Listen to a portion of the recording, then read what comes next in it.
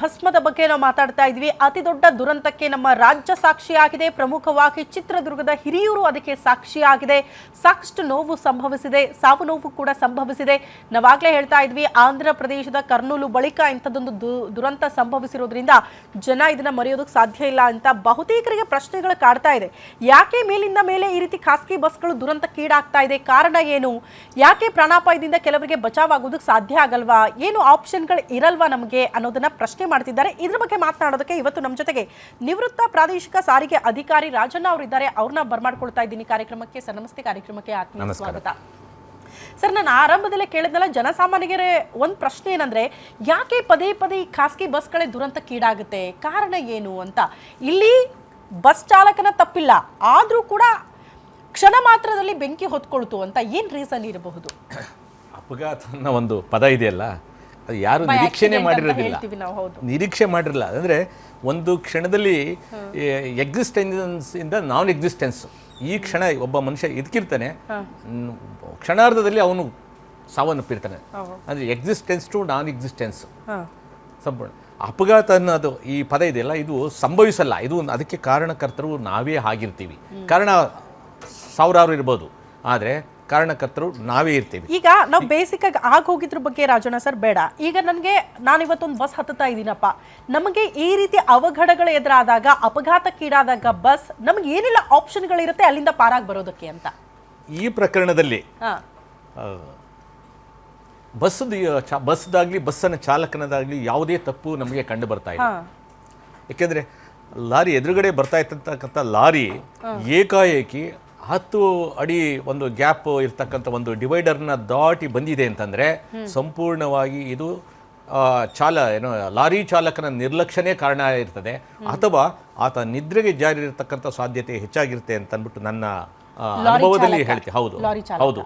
ಯಾಕೆಂದರೆ ಎಷ್ಟೇ ಒಂದು ಇಂಥ ಅವಘಡಗಳು ನಡೆದಾಗ ಚಾಲಕ ಒಂದು ಕ್ಷಣ ವಿಚಲಿತನಾದರೂ ಕೂಡ ಅದು ವಿಜುವಲ್ ಇರ್ಬೋದು, ಆಡಿಟರಿ ಪಕ್ಕದಲ್ಲಿ ಕೂತರದ ಮಾತಾಡ್ತಾ ಇರ್ಬೋದು, ಅಥವಾ ಯಾವುದೋ ಒಂದು ಫೋನ್ ಕರೆ ಬಂದಿರ್ಬೋದು, ಅಥವಾ ಇನ್ಯಾವುದೋ ರಸ್ತೆಯಲ್ಲಿ ಅಡಚಣೆಗಳು ಆಗಿರ್ತಕ್ಕಂಥ ಸಾಧ್ಯತೆ ಇದ್ದರೂ ಕೂಡ ಇವನು 10 ಅಡಿ ಇರ್ತಕ್ಕಂಥ ರಸ್ತೆ ವಿಭಜಕವನ್ನ ದಾಟಿ ಬಂದಿದೆ ಅಂದರೆ ಅವನು ಹೆಚ್ಚು ಸಮಯ ಅವನು ರಸ್ತೆಯಿಂದ ಅವನ ಗಮನ ಹೊರಗಡೆ ಹೊರಟೋಗಿದೆ ಅಂತ, ಅಂದರೆ ಕಂಪ್ಲೀಟ್ ಆಬ್ಸೆನ್ಸ್ ಆಗಿದ್ದಾನೆ.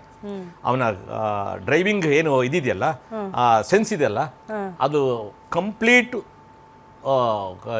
ಇದಾಗಿಬಿಟ್ಟು ಏನು ಕಳ್ಕೊಂಡಿರೋದ್ರಿಂದಲೇ ಎದುರುಗಡೆ ಬರ್ತಾ ಇರ್ತಕ್ಕಂಥ ವಾಹನಕ್ಕೆ ಹೇಗೆ ಅಪಘಾತದ ಒಂದು ಇಂಟೆನ್ಸಿಟಿ ಹೇಗಿರುತ್ತೆ ಅಂದರೆ, ಇದು ಬಸ್ಸಲ್ಲಿ ಅಪಘಾತ ಆದಂತಾಗ ನಿಮಗೆ ಆ ಇಂಟೆನ್ಸಿಟಿ ಮೇಲೆ ಕೆಲವು ತಪ್ಪಿಸ್ಕೊಳ್ತಕ್ಕಂಥ ಒಂದು ಪ್ರಯತ್ನ ಮಾಡ್ಬೋದು. ಇದು ಹೇಗಿದೆ ಅಂದರೆ, ಒಂದು ಬುಲೆಟ್ ಹೋಗಿ ಹೊಡೆದ್ರೆ ಹೇಗೆ ಇದಾಗುತ್ತಲ್ಲ, ಏಕಾಏಕಿ ಸಣ್ಣ ಬುಲೆಟ್ ಹೊಡೆದಾಗ ಹಾಗಾಗುತ್ತೆ, ಜೀವ ಹೋಗುತ್ತೆ.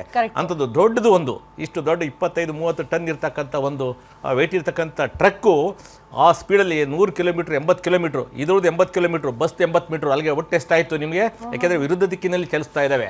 ಅಲ್ಲಿಗೆ 150 ಕಿಲೋಮೀಟರ್ ವೇಗದಲ್ಲಿ ಬುಲೆಟ್ ಚಲಿಸ್ದಂಗಾಯ್ತು.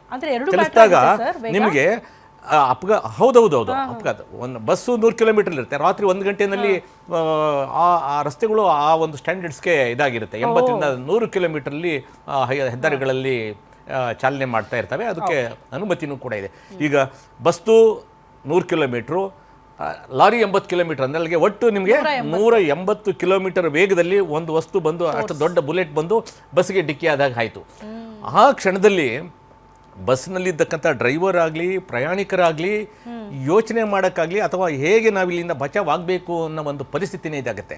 ಈ ಅಪಘಾತದಲ್ಲಿ ಒಂದು ಇಂಪ್ಯಾಕ್ಟ್, ಪರಸ್ಪರ ಡಿಕ್ಕಿಯಿಂದಾಗಿ ಮೂಳೆ ಮುರಿತವೆ, ದೈಹಿಕವಾಗಿ ಅಂಗ ಇದಾಗುತ್ತೆ, ಅಂತೇನು ಬ್ರೇಕೇಜ್ ಆಗ್ತಕ್ಕಂಥ ಒಂದು ಸಾಧ್ಯತೆಗಳು ಹೆಚ್ಚು. 2 ಜೊತೆಗೆ ಬರ್ನಿಂಗ್, ಬೆಂಕಿ ಹತ್ಕೊಂಡಿದೆ.